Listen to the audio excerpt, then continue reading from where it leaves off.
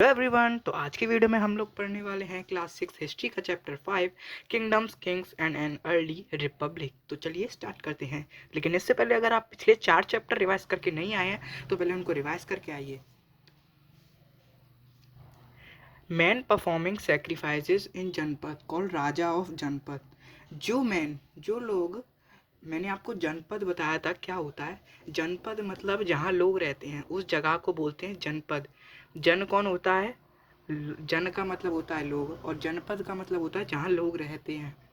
तो जो उस जगह पे सेक्रीफाइसेस परफॉर्म करवाता है वो होता है राजा ऑफ जनपद। सेक्रीफाइसेस का एक एग्जाम्पल है यहाँ पे, मतलब कौन से सेक्रीफाइसेस, उसका एक एग्जाम्पल है अश्वमेध रिचुअल, उसको बोलते हैं, जिसको हॉर्स सेक्रीफाइस भी बोलते हैं। इसमें क्या होता है, एक जगह का राजा, मैंने यहाँ पे पूरा डिटेल में लिख रखा है लेकिन आपको लिखने की ज़रूरत नहीं है, आप समझ लीजिए, आपका काम हो जाएगा। इसमें क्या होता है, एक राजा अपने राज्य से एक घोड़ा छोड़ देता है और वो घोड़ा एक राज्य से दूसरी राज्य में ट्रैवल करता है, भागता रहता है। अगर मान लीजिए वो एक राज्य पे होकर गुजरा और उस राज्य के राजा ने उस घोड़े को रोक लिया, इसका मतलब उन दोनों में लड़ाई होगी। जिसने वो राजा छोड़ा था और जिसने रोका, उन दोनों में लड़ाई होगी। लेकिन अगर जिस राज्य से वो गुजरा है उस राज्य के राजा ने उसको छोड़ दिया, इसका मतलब वो उसकी अधीनता को मान गया है। वो ये कहना चाहता है कि भाई हम आपसे लड़ाई नहीं करना चाहते, आप हमसे बड़े हैं। इसलिए ऐसा होता था इसमें, ठीक है। ये था अश्वमेध रिचुअल। तो अब हम पढ़ेंगे कि उस रिचुअल में कौन कौन प्रेजेंट होता था। सबसे पहले राजा वॉज अ सेंट्रल फिगर। राजा तो मेन होगा ना, तो वो एक सेंट्रल फिगर था, मतलब वो बीच में बैठता था, जिसके पास एक स्पेशल सीट होती थी जिसको बोलते हैं थ्रोन, हिंदी में इसको सिंहासन बोलते हैं। चैरिएटर मतलब जो बग्घी चलाते हैं, जो रथ चलाते हैं, वो फाइट को देखते थे। रिलेटिव्स भी आते थे राजा के, और राजा के वाइफ, सन्स, और जो राजा के बीवी बच्चे थे उनको भी कुछ माइनर रिचुअल्स परफॉर्म करने पड़ते थे। नेक्स्ट प्रीस्ट भी होते थे जो कुछ रिचुअल परफॉर्म करवाते थे। प्रीस्ट मतलब पुजारी होता है।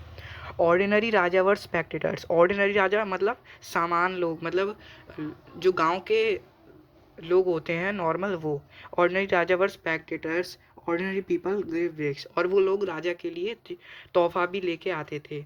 शूद्र वर एक्सक्लूड ऑफ इस रिचुअल, और इस रिचुअल में शूद्र नहीं आते थे। शूद्र इस रिचुअल के एक्सक्लूड थे, मतलब इस रिचुअल से बाहर थे शूद्र। शूद्र क्या होता है आगे हम पढ़ेंगे। एक लोगों को डिफाइन करना है। अब नीचे चलते हैं, बर्थ ऑफ वर्ण सिस्टम। अब यहाँ पे हुआ बर्थ ऑफ वर्ण सिस्टम। वर्ण सिस्टम क्या होता है, इसमें लोग डिफरेंट ग्रुप्स में डिवाइडेड होते हैं, वो हम अगले पेज पे पढ़ेंगे। इस पेज पे मैं तो ये लिखा है कि बर्थ ऑफ वर्ण सिस्टम कब हुआ था, लेटर वैदिक पीरियड में। मैंने आपको बताया था पिछली चैप्टर में, दो वैदिक पीरियड को दो पार्ट में डिवाइड किया जाता है, एक लेटर वैदिक पीरियड और एक ऋग वैदिक पीरियड, ठीक है। तो ये बर्थ ऑफ वर्ण सिस्टम लेटर वैदिक पीरियड में हुआ था। देखो, अर्ली वैदिक पीरियड जिसको हम ऋग वैदिक पीरियड कहते हैं, तो अर्ली वैदिक पीरियड को ऋग वैदिक पीरियड में डिफाइन किया गया है, और लेटर वैदिक पीरियड को सामवेद, यजुर्वेद, अथर्ववेद, इन तीनों के वेदों में डिफाइन किया गया है। अब आप मुझे कमेंट में इन तीनों वेदों का डेफिनेशन बताएंगे, ठीक है। गूगल पे सर्च कीजिए, नहीं आया तो इन तीनों वेदों में क्या लिखा गया है। ये तीनों वेद कंपोस्ट की गई हैं प्रीस्ट के द्वारा, और इसमें सोसाइटी के रूल्स लिखे हुए हैं, और हाउ टू परफॉर्म रिचुअल्स कैसे परफॉर्म करते हैं ये भी लिखा गया है। और ये हमें ये भी बताता है कि उस टाइम सोसाइटी में अलग अलग लोग एग्जिस्ट कर रहे थे। कुछ गरीब थे, कुछ अमीर थे। गरीब कौन कौन थे? क्राफ्ट पर्सन, लेबर्स, हर्डर्स, और फिशिंग फॉक मतलब मछुआरे, और फॉरेस्ट पीपल। और रिच कौन थे? प्रीस्ट, वॉरियर, फार्मर, ट्रेडर, ये सब रिच थे। चलिए चलते नेक्स्ट पेज की तरफ। Now priest divided people into groups. Priest ने पीपल्स को, मतलब लोगों को, डिफरेंट ग्रुप्स में डिवाइड कर दिया था, जिसको हम वर्ण कहते थे। मतलब उन ग्रुप्स को कहते थे वर्ण। तो वर्ण टोटल 4 हैं, यहाँ पे मैंने लिखा हुआ है कौन से वर्ण है। ब्राह्मण, क्षत्रिय, वैश्य और शूद्र। तो ब्राह्मण का फंक्शन क्या था? टू टीच एंड स्टडी वेदों को पढ़ना और पढ़ाना। To perform sacrifices and receiving gifts. Ashvamedha ritual मतलब बहुत सारे रिचुअल होते थे, तो उसमें जो लोग राजा के लिए गिफ्ट लाते थे तो वो ब्राह्मण को देते थे, और ब्राह्मण राजा के पास पहुंचाते थे। तो ये फंक्शन थे ब्राह्मण के। क्षत्रिय के फंक्शन थे to protect people, to fight battle. ये आप समझ सकते हो, इंग्लिश मीडियम के स्टूडेंट हो तो इतना तो आपको समझ आनी चाहिए। वैश्य, वैश्य के फंक्शन क्या थे? टू बिकम फार्मर हर्डर, मतलब वैश्य नॉर्मली फार्मर और हर्डर बनते थे। और क्षत्रिय, वैश्य, ब्राह्मण तो थे ही, मतलब ब्राह्मण तो रिचुअल्स परफॉर्म कर ही सकते थे क्योंकि ये सबसे ऊंचा वर्ण था। उसके साथ साथ क्षत्रिय और वैश्य भी वर्ण परफॉर्म रिचुअल परफॉर्म कर सकते थे, ठीक है। लेकिन शूद्र, शूद्र का फंक्शन क्या था? To serve other three people. ये जो तीनों हैं, तीनों वर्ण हैं, इनको सर्व करना था, इनके लिए काम करना था शूद्र को। और शूद्र रिचुअल परफॉर्म नहीं कर पाते थे, ये सबसे लोअर वर्ण था शूद्र, ठीक है। और ये डिवीजन किसके बेसिस पे होता था? बर्थ के बेसिस पे। मतलब अगर शूद्र की फैमिली में किसी ने जन्म लिया है तो वो भी शूद्र ही माना जाएगा, और ब्राह्मण की फैमिली में किसी ने जन्म लिया है तो वो ब्राह्मण माना जाएगा। तो ये किसने बोला था? प्रीस्ट, प्रीस्ट ने ही ये पूरा सिस्टम बनाया था। अब चलते हैं नीचे। Priest classified untouchables. अब प्रीस्ट ने कुछ अनटचेबल्स भी क्लासीफाई किए, मतलब कुछ लोगों को अनटचेबल्स बोला कि इनको हम टच नहीं कर सकते, ये गंदे हैं, ठीक है। तो वो कौन कौन से लोग थे? गैदरर्स, हर्डर्स, हंटर और people who perform burial practices. तो ये चारों लोग, और भी कुछ थे, मेजरली तो ये चारों लोग अनटचेबल्स क्लासीफाई किए प्रीस्ट ने, ठीक है। अब पढ़ेंगे क्रिटिसिज्म ऑफ वर्ण सिस्टम। वर्ण सिस्टम का क्या क्रिटिसिज्म हुआ? तो इसके बहुत सारे क्रिटिसिज्म हुए। सबसे पहले तो kings thought that they are superior to priest, मतलब ब्राह्मण ने तो ये बोल दिया था कि हम सबसे ऊंचे हैं, लेकिन किंग्स ने बोला कि नहीं, तुम ऐसा नहीं कर सकते, हम तुमसे ऊंचे हैं। तो यहाँ पे होने लगा क्रिटिसिज्म। बर्थ को नॉट भी, कुछ लोगों ने कहा कि बर्थ तो मतलब, बर्थ को हम हिंदी में क्या कह देंगे? जन्म, एकदम से याद नहीं आता। तो जन्म तो कोई रीज़न नहीं हो सकता, मतलब ऐसा तो आप नहीं कर सकते। लोगों ने ये बोला कि आप ऐसा नहीं कर सकते कि अगर ये हमारी फैमिली में इसने जन्म लिया है तो ये भी हमारे जैसा ही बनेगा, ठीक है।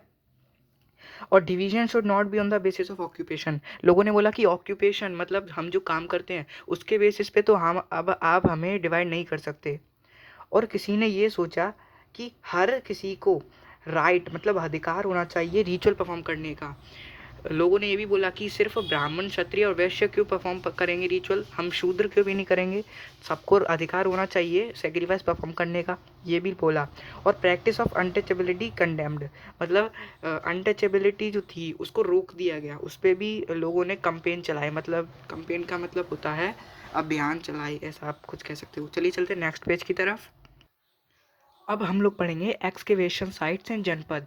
ये तो आपके बुक में दिया गया है कि जनपद मतलब कौन से जनपद थे, ठीक है, मतलब जनपद के नाम दिए गए हैं जहाँ पे एक्सकेवेशन हुई।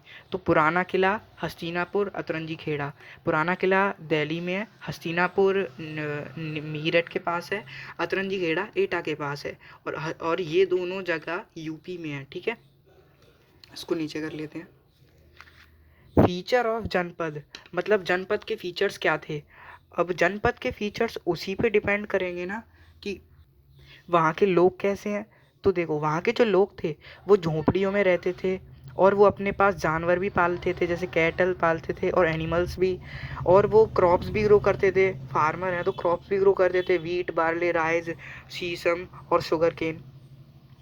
और वो पॉट्स भी यूज़ करते थे। पॉट्स कौन से? ग्रे पेंटेड वेयर, ठीक है, ग्रे पेंटेड वेयर है। मैंने आपको एक और वेयर के बारे में पढ़ाया था जो कि बरियल के टाइम यूज़ किया जाता था अर्ली वैदिक पीरियड में। तो वो कौन सा वेयर था आप मेरे को कमेंट करके बताना, ठीक है। Grey painted ware. अब ये जो पॉट्स थे इन पे सिंपल लाइंस थी और ज्योमेट्रिकल पैटर्न्स बने रहते थे। हमें कुछ एक्सकेवेशन के थ्रू कुछ पॉट्स मिले हैं तो हमें ये पता चला है कि इन पे कुछ सिंपल लाइंस भी बनी हैं और कुछ ज्योमेट्रिकल पैटर्न्स भी बने हैं। अब चलते चलते नीचे।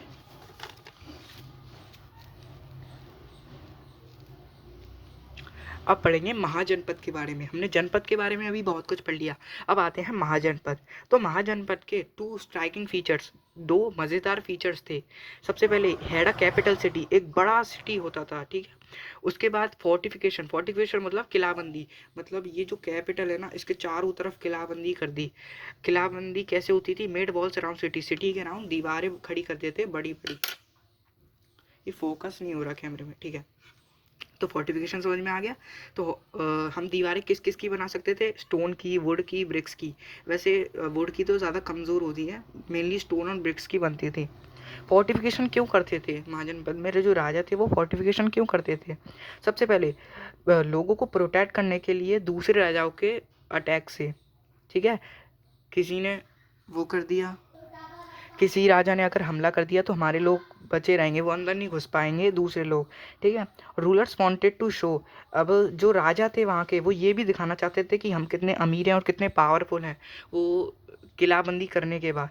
और क्यों, एक और रीज़न था किलाबंदी करने का, to control land and people better, लोगों को और उस जगह को अच्छे से कंट्रोल करने के लिए किलाबंदी की जाती थी। अब इस फोर्टिफिकेशन में हमें बहुत सारा सामान लगता था। दिस फोर्टिफिकेशन क्या रिक्वायर्ड, इसके लिए क्या क्या ज़रूरत थी? लेबर, एनॉर्मस ब्रेक्स, एनॉर्मस मतलब अच्छी अच्छी बड़ी बड़ी ब्रेक्स, और प्लानिंग, ठीक है। ये तीनों की ज़रूरत पड़ती थी फोर्टिफिकेशन करने के लिए। चलिए चलते हैं नेक्स्ट पेज की तरफ। अब हम लोग पढ़ेंगे एडिड फीचर ऑफ महाजनपद, महाजनपद का एक added feature. Now they had standing army, regularly paid salary, अब उनके पास एक स्टैंडिंग आर्मी थी और उन आर्मियों को वो रेगुलरली सैलरी पेड करते थे। Sometimes payment was being with punched mark coins, कभी कभी आर्मी को पेमेंट पंच्ड मार्क कॉइन से भी की जाती थी, मतलब सिक्कों से भी। पंच्ड मार्क कॉइन्स आपकी बुक में दे रखे हैं, आप लोग देख लेना, मैं तो नहीं लगा सकता फ़ोटो क्योंकि एडिटिंग नहीं करता हूँ, ठीक है। Rulers of Mahajanapada were doing, rulers of Mahajanapada क्या कर रहे थे, महाजनपद के रूलर्स क्या कर रहे थे? फोर्टिफिकेशन कर रहे थे, किलाबंदी, मेंटेनिंग आर्मी, आर्मी को मेंटेन कर रहे थे। तो ये दोनों चीज़, बहुत सारा रिसोर्सेज चाहिए ये दोनों कामों के लिए। तो अब वो गिफ्ट्स पे डिपेंड नहीं रह सकते थे, उनके पास काफ़ी सारे गिफ्ट्स आते थे, हालांकि बहुत सारा सामान आता है, लेकिन सिर्फ वो उन पे डिपेंड नहीं रहते थे। तो उन्होंने और ज़्यादा पैसा और ज़्यादा रिसोर्सेज पाने के लिए उन्होंने क्या किया, उन्होंने टैक्स इम्पोज कर दिए। यहाँ से शुरू हुई, यहाँ से शुरुआत हुई टैक्सेस की। नीचे कर लेता हूँ। अब हम टैक्सेस पढ़ेंगे कि कौन कौन से टैक्सेस इम्पोज किए गए थे महाजनपद के रूलर्स के द्वारा। यहाँ पे मैंने लिख रखे हैं, टैक्स ऑन क्रॉप, फसल के ऊपर टैक्स लगा दिया करता था। जितना भी टोटल प्रोड्यूस हुआ है उसका 1/6 उसको मिलेगा, जिसको हम भाग या फिर शेयर भी कहते थे। बोलते ना कि एक भाग तेरा एक भाग मेरा, इसलिए हम उसको भाग बोलते थे, ठीक है। Tax on craft person, craft person के ऊपर भी टैक्स लगाता था इन फॉर्म ऑफ लेबर, मतलब उनको राजा के यहाँ काम करने जाना पड़ेगा। टैक्स ऑन हर्डर्स, हर्डर्स के लिए भी टैक्स होता था इन फॉर्म ऑफ एनिमल्स, उनको एनिमल्स देने पड़ते थे। टैक्स ऑन गुड्स, सामान पे टैक्स लगा दिया, मतलब जो गुड्स खरीदा जा रहा है और बेचा जा रहा है जो सामान, उस पर टैक्स लगा दिया। Tax on Hunter gatherer, Hunter gatherer के ऊपर भी टैक्स लगा दिया, मतलब आप अगर कुछ इकट्ठा कर रहे हैं या फिर किसी को जानवर की हत्या कर रहे हैं तो उसमें से हमें भी कुछ मिलेगा। ऐसे टैक्स लगा दिए गए हर किसी के ऊपर। अब हम पढ़ेंगे मगध के बारे में। मगध एक महाजनपद था, मैंने आपको बताया था पिछले वाले चैप्टर में। तो इस बार हम मगध के बारे में भी थोड़ा बहुत पढ़ लेते हैं। तो जो मगध था वो फुल ऑफ रिसोर्सेज था, उसके पास बहुत सारे रिसोर्सेज थे। कौन कैसे कैसे थे उसके पास रिसोर्सेज? देखो, सबसे पहले तो 2 रिवर्स थी उसके पास, गंगा और सोन। यहाँ पे ई नहीं आएगा, SON होगा, यहाँ पे मैंने गलत लिख दिया, ई को काट देना बस, ठीक है। तो रिवर से उसको क्या मिलता था, रिवर से उसको वाटर सप्लाईज मिलते थे, ट्रांसपोर्टेशन कर सकते थे वो नदी के द्वारा सामान की, और वो रिवर से जो पानी आता था वो लैंड को फर्टाइल करता था। तो ये फ़ायदा होता था रिवर से। नेक्स्ट, फॉरेस्ट, उनके पास फॉरेस्ट भी थे। फॉरेस्ट से आपको क्या मिलेगा, एनिमल्स मिलेंगे और वुड मिलेगी। एनिमल से आपको एलिफेंट्स मिलेंगे जिसको आप आर्मीज़ में यूज़ कर सकते हो, और फॉरेस्ट से आपको वुड भी मिलेगी जिससे आप घर बना सकते हो, और चैरियट्स भी बना सकते हो। चैरियट्स मतलब बग्गी, जो घोड़ रथ के पीछे लगी रहती है लकड़ी की, ठीक है। और मगध में आयरन ओर की भी माइंस थी, मतलब लोहे की खदानें भी थी, जिसमें से वो आयरन लेते थे और टूल्स और वेपन्स बनाते थे, और टूल्स और वेपन्स आयरन से बनाते थे, ठीक है। Next, important rulers of Magadh, इसको हाँ ये दिख रहा है, चलो एक minute. Important rulers of Magadh, Magadh के कुछ इंपॉर्टेंट रूलर्स, बिम्बसारा, अजातशत्रु, इसको हम अजातशत्रु भी बोलते हैं कई जगह पर, यहाँ पे अजातशत्रु है, और महापद्मनंदा। तो जो महापद्मनंदा है, इसने अपना जो कंट्रोल है वो नॉर्थ वेस्ट तक फैला लिया था अपने सब कॉन्टिनेंट के, मतलब कंट्री के। तो ये तीनों कुछ इंपॉर्टेंट रूलर्स हैं मगध के, इनको रट लेना। आगे हम डिटेल में भी पढ़ेंगे, इस चैप्टर में ज़्यादा डिटेल में नहीं दिया गया, ठीक है। Now capital of Magadh, Magadh की कैपिटल कहाँ थी, मतलब जो मगध में मगध का जो मेन एडमिनिस्ट्रेशन है वो कहाँ से कंट्रोल होता था। पहले तो वो राजगृह था, राजगृह मतलब राजगीर प्रेजेंट डे जो कि बिहार में है, लेकिन बाद में उन्होंने शिफ्ट कर लिया पाटलिपुत्र जो कि पटना में है, प्रेजेंट डे बिहार, ठीक है। अब हम लोग एक स्टोरी पढ़ेंगे, तो उस स्टोरी पढ़ते हैं। एक आदमी जिसका नाम अलेक्जेंडर था, मैसेडोनिया से वो बिलोंग करता था, देश का नाम है मैसेडोनिया। तो उसका सपना था पूरे दुनिया पे राज करना। वो सक्सेसफुल हो गया था इजिप्ट और वेस्ट एशिया को कैप्चर करने के लिए। उसने इजिप्ट और वेस्ट एशिया तो पूरा कैप्चर कर लिया था। अब वो आना चाहता था, ब्यास रिवर तक वो पहुंच गया था, ठीक है। मैप में देखना ब्यास रिवर कहाँ पे है। वो ब्यास रिवर तक तो पहुंच गया था, लेकिन उसके आगे उसकी उसकी आर्मी ने मना कर दिया था। ईस्ट की तरफ जाने के लिए उस इसकी आर्मी ने मना कर दिया था। उसने बोला कि जो मगध है वो बहुत पावरफुल है और वहाँ के रूलर्स भी बहुत पावरफुल हैं, उनके पास एलिफेंट है जिससे उसकी आर्मी बहुत स्ट्रांग है। ये तो मैंने सिर्फ एग्जाम्पल के लिए लिख दिया है कि उसकी आर्मी ने उनको बताया कि उनके पास एलिफेंट है, उनके पास बहुत पावरफुल आर्मी है, तो इसलिए हम वहाँ पे नहीं जा सकते। चलिए चलते हैं नेक्स्ट पेज की तरफ। अब हम पढ़ेंगे वज्र। वज्र भी एक महाजनपद है जिसको हम जो वैशाली में है, बिहार के अंदर। तो जो वज्र थे उसके बारे में बहुत अजीब अजीब सी बात है। यहाँ पे एक नहीं बहुत सारे किंग्स रूल करते थे। यहाँ पे राजा लिखा है, उसको राजा ही बोलते हैं। अगर 1000 से भी ज़्यादा उसके अंदर राजा हैं तो सब एक असेंबली में मिलेंगे और डिसाइड करेंगे किसी भी इशू के ऊपर। सिर्फ एक राजा नहीं, वहाँ पे बहुत सारे राजा थे। और वहाँ पे फॉर्म ऑफ गवर्नमेंट क्या था? फॉर्म ऑफ गवर्नमेंट गण, गण मतलब होता है ग्रुप ऑफ पीपल, और संघ, संघ मतलब होता है एक ऑर्गेनाइजेशन या फिर एसोसिएशन।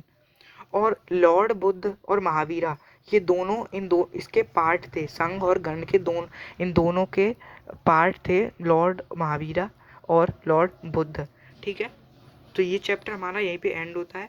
आई होप आपको ये चैप्टर अच्छे से समझ में आया होगा। तो चलिए चलते हैं नेक्स्ट चैप्टर में, मिलते हैं नेक्स्ट चैप्टर में, तब तक के लिए बाय।